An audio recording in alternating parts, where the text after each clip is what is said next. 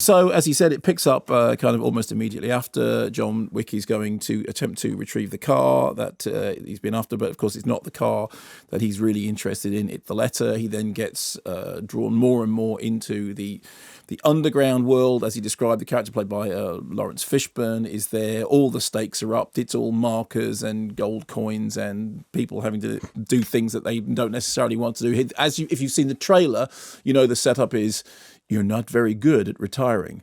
I'm working on it, but just not working on it very efficiently. In fact, just on the trailer. Yeah.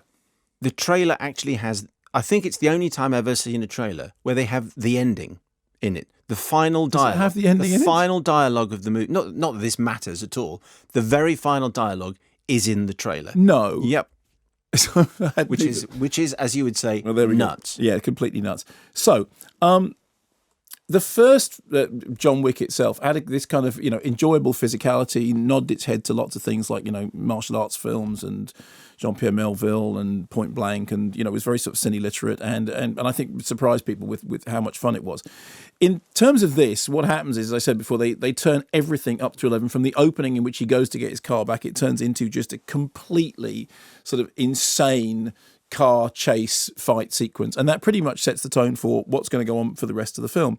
There's a lot more in this film of the building of all the underworld stuff and all the secret stuff going on. Incidentally, it is worth pointing out this has got a 15 certificate, but it has been pre-trimmed by the distributors.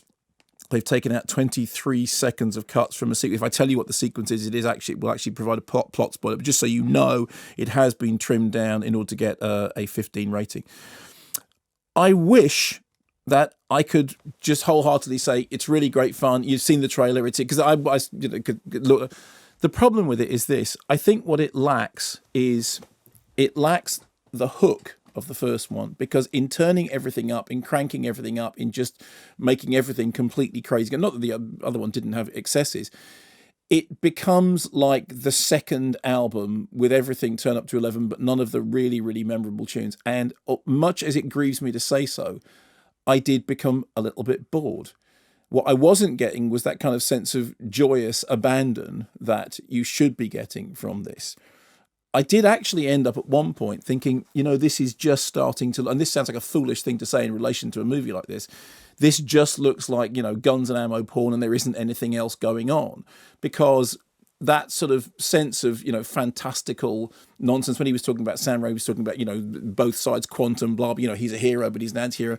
Actually, the problem was that the film didn't have that for me. What the film had was an awful lot of stuff going on screen that kind of never hooked me in the way that it had done previously. I didn't think it was witty enough, for one thing. I mean, in that interview, Keanu Reeves is very funny. The interview is much funnier than the film. Yeah, when he's talking about it, and he's actually, John Wick.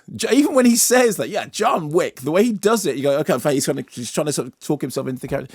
If the film had been as entertaining as him describing it, I would have liked it an awful lot more. As it was, I mean, it is, in terms of the visuals, it's choreography. You use the word choreography. Instantly, that's what's come of being in a studio with me for all these years. You now talk about fight sequences as choreography. Yeah, that's true. If I have taught you one thing, it's that. Taught me well. Yeah, so, and yes, it is. There are, moments that are individually impressive choreography. It's interesting hearing him talking about how much he likes doing all the jiu-jitsu stuff. I did an interview thing with Keanu Reeves I think it was when... he must have just made one of the Matrix films, or he was just about to make one of the Matrix films.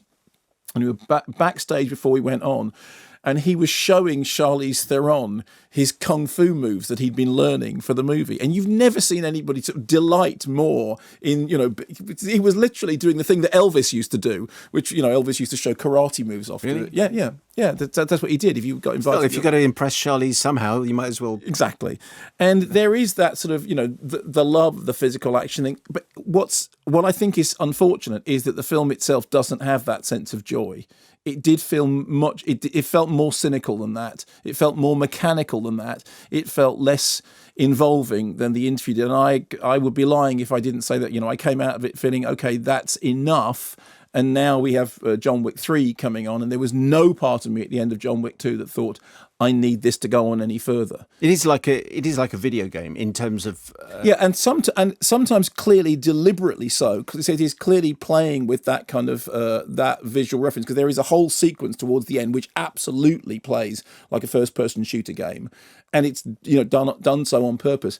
But it just felt a bit head-banging and a bit dull.